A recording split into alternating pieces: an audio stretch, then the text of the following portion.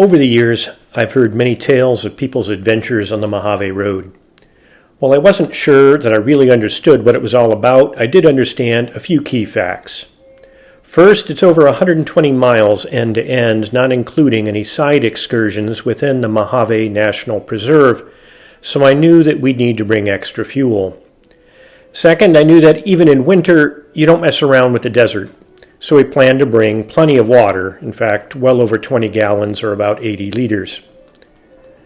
Finally, I knew that many people have written books and articles or uploaded YouTube videos about traveling the Mojave Road, so I thought I'd better take advantage of the opportunity to learn more.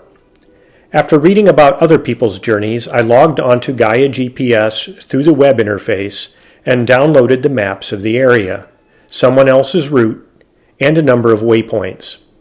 I made sure that my Gaia app on my iPhone was syncing to the data on the cloud, knowing that I likely wouldn't have a cell signal for much of the trip. Beyond that, we just used the checklist that I've been using for a number of years for our overlanding trips. I took 3 days off, planning to leave on a Sunday so that we would have 3 to 4 days to complete the trip.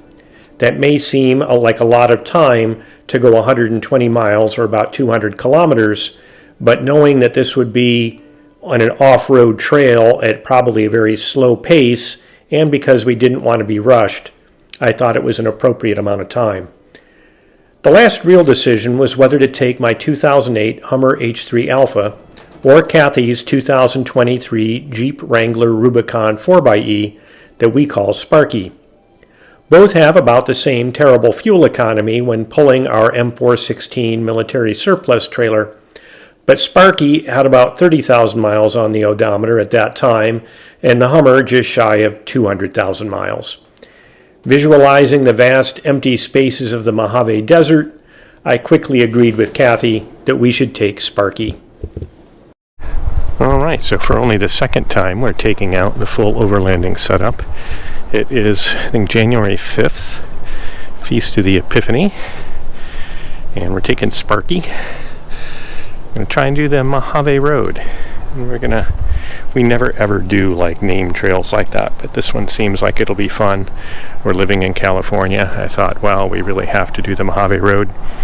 It's a toss-up between taking Sparky or the Hummer. Sparky has less range, but with the 2 jerry cans filled, we should be fine. And the Hummer has 196,000 miles on it, so if you're going to go out in an isolated area, it's kind of a toss-up.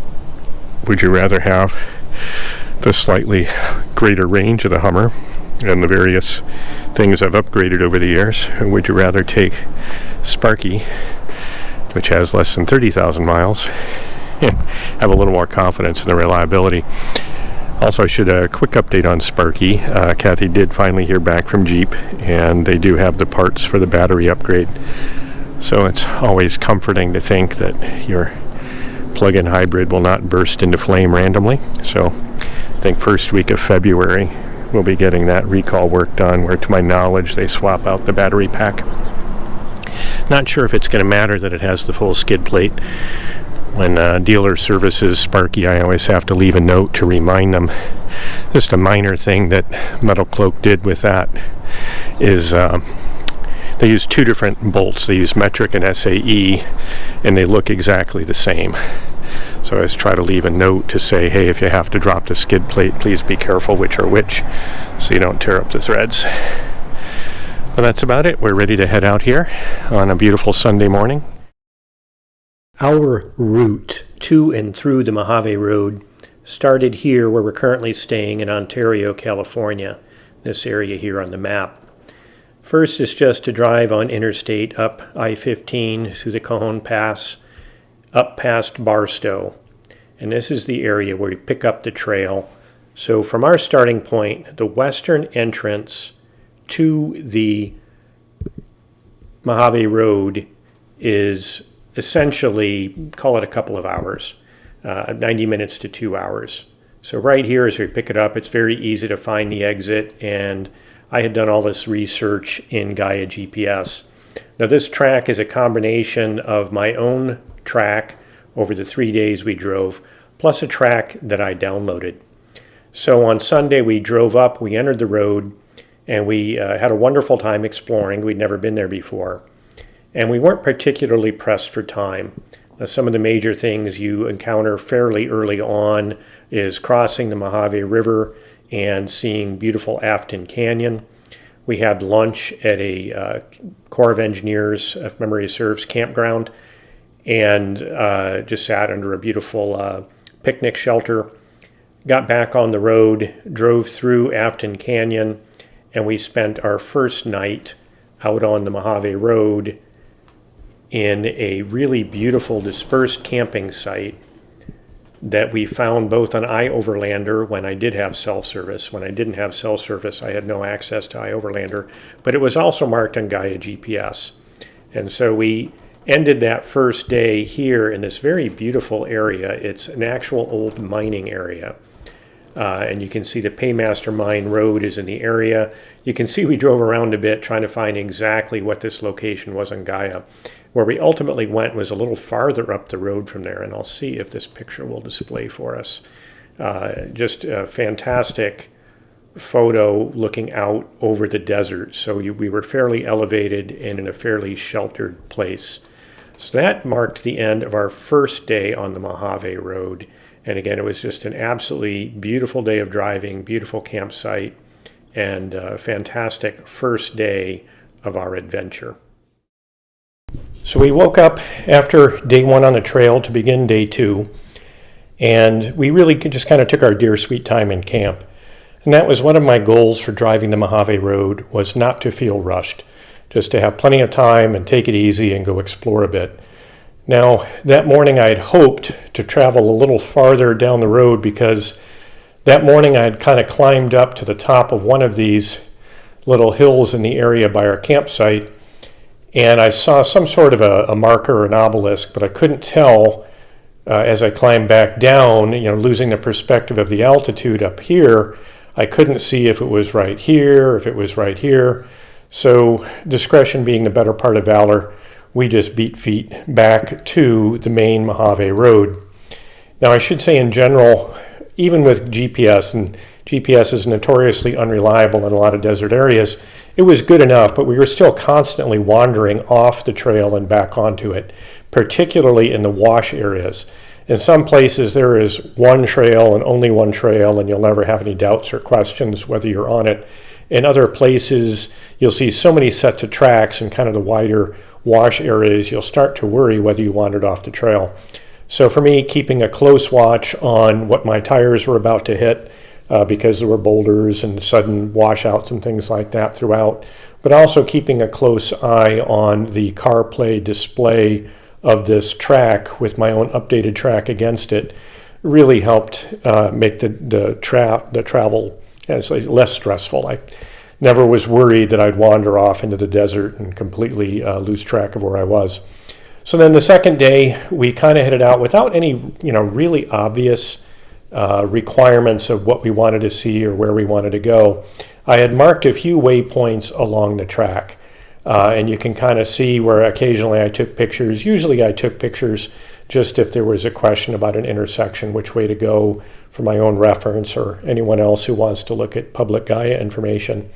And here is where I did take the intersection too, and you can kind of see it there, the Aiken Mine Road, I believe it says there. And if you travel up this, now this is a very improved dirt road to allow tourists to get in there. Well, tourists, I'm a tourist, but to allow people with simple two-wheel drive vehicles. And we did drive up to see the lava tubes.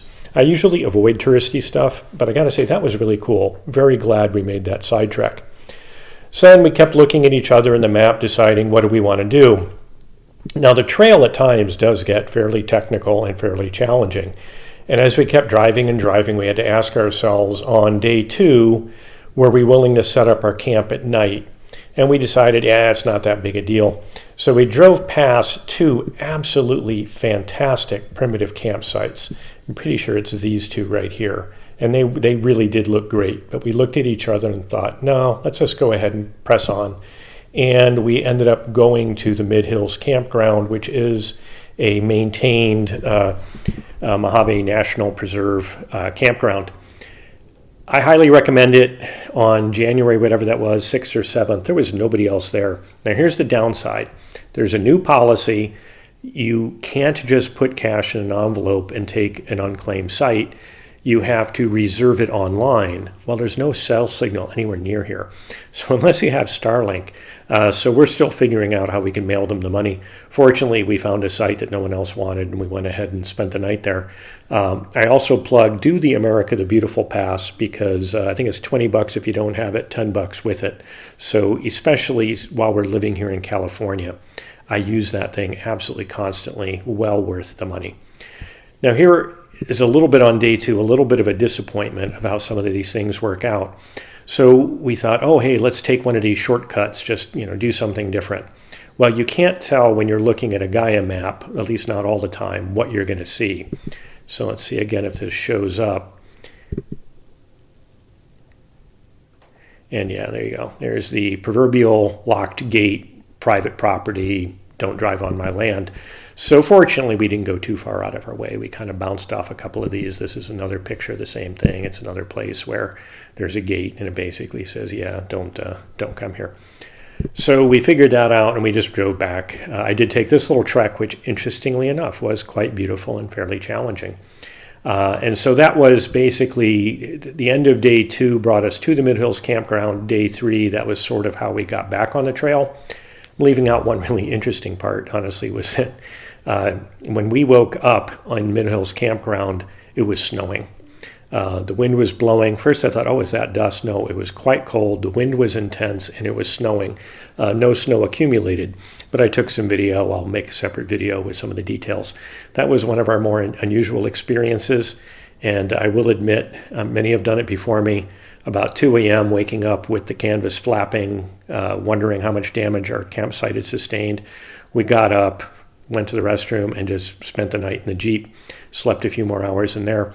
As it turned out, though, the wind really didn't damage anything. The only funny bit is I did find our privy shelter up in a tree, and I was able to pull it back down.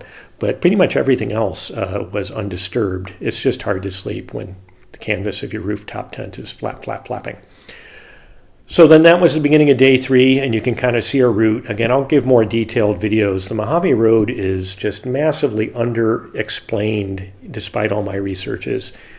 So many different types of terrain, so many different things to see. It was just absolutely beautiful. So then day 3, we pretty much just drove, again, not at a fast pace, anywhere from like 7 to 20 miles an hour, depending on conditions. And we drove all the way across the range. Now here we did start to go to Fort Paiute, thought that would be interesting, and then I said, yeah, no, I was tired of driving on boulders. This mountain pass was fairly technical, and by the end, you're in your 3rd day of driving, you're getting a little tired of the challenges. This looks like, oh, we just bebopped along. No, all throughout here, the trail is pretty primitive.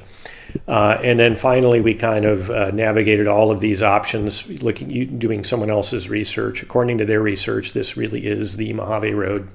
You can see here again in a wash where we wandered off a little bit and then refound it. Same thing here. Here we finally were pretty close to the terminus. And oh, wait, this isn't the exact trail. So we got on this, ended up being a utility access road and got back on it. And then finally, in the end, over here by Bullhead City and Fort Mojave, we took that kind of little selfie. Oh, sorry, that's not the selfie. I think I've got that on Facebook. There's the Colorado River. Later, we took a selfie of the two of us standing in front of Sparky with the Colorado River in the background. So that was our days 2 and 3, our 3-day trek across the 120-mile, 200-kilometer Mojave Road.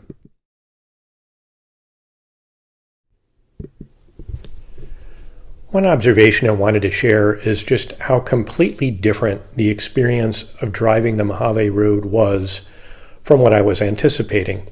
Again, I did quite a bit of research before we headed out there. And the image that had formed in my mind was sort of a washboardy but well-maintained dirt and gravel road that drove you through the Mojave Desert to some kind of campy, touristy things like the Traveler's Monument, a pile of rocks out in the desert, things like that.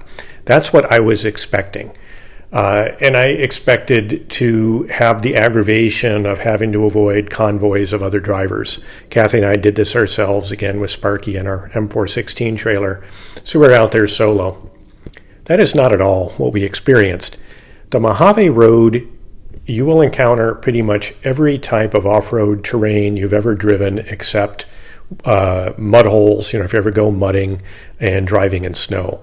I mean, kind of moguls where you're up and down, where, your breakover angle is important, shelf roads, rocky shelf roads with deep washouts, all sorts of just fascinating terrain. So it was 120 miles, 200 kilometers of keep your eyes on where your wheels are going pretty much at all times, going anywhere from like 5 to a little over 20 miles an hour. So the terrain, it was definitely not a well-maintained plowed dirt road. I mean, you can get in and out that way, but if you do the Mojave Road, that's not what you're going to be driving on. And I would say the entire 3-day trip, we probably saw fewer than 10 vehicles. And when we left Mid Hills Campground to the eastern terminus, if memory serves, we saw 1 vehicle. At most, there may have been 2. So that was absolutely amazing to me. The wonderful experience of doing some really interesting off-road driving, seeing some extraordinarily beautiful things. Like the lava tubes were not this silly campy thing that I thought they would be. They were quite fascinating, especially seen in their full context. So the natural beauty, the interesting off-road driving, and the solitude, the extraordinary solitude and peace of being out in the desert in the winter when it's not too hot, was just absolutely amazing and well worth it. So I'd like to close this video. This is kind of the overview video. I'll do maybe 2 or 3 more detailed videos with some kind of more in-depth analysis that hopefully will be helpful to people who decide to drive the Mojave Road. But I'd like to close it just with a simple reflection. So from the Acts of the Apostles in chapter 13, we read, "While they were worshiping the Lord and fasting, the Holy Spirit said, 'Set apart for me Barnabas and Saul for the work to which I have called them.' Then, completing their fasting and prayer, they laid hands on them and sent them off. So they, sent forth by the Holy Spirit, went down to Seleucia and from there sailed to Cyprus." So inspired by the Holy Spirit, St. Paul, along with various companions, completed multiple journeys around the Mediterranean Sea. According to the Loyola Press, he traveled over 10,000 miles to complete his mission of spreading the gospel. Father Junipero Serra dedicated his life to the service of native peoples of the west coast of the southwestern United States. According to the National Eucharistic Pilgrimage, he traveled over 24,000 miles on his journeys, most of them on foot. Where is the Spirit moving you to journey next? If your pilgrimage takes you to the American Southwest and you have a capable 4x4 vehicle, I recommend the Mojave Road as a journey filled with challenge and adversity that can force you to stare down your inhibitions, and a destination that can inspire you with evidence of the beauty of God's creation.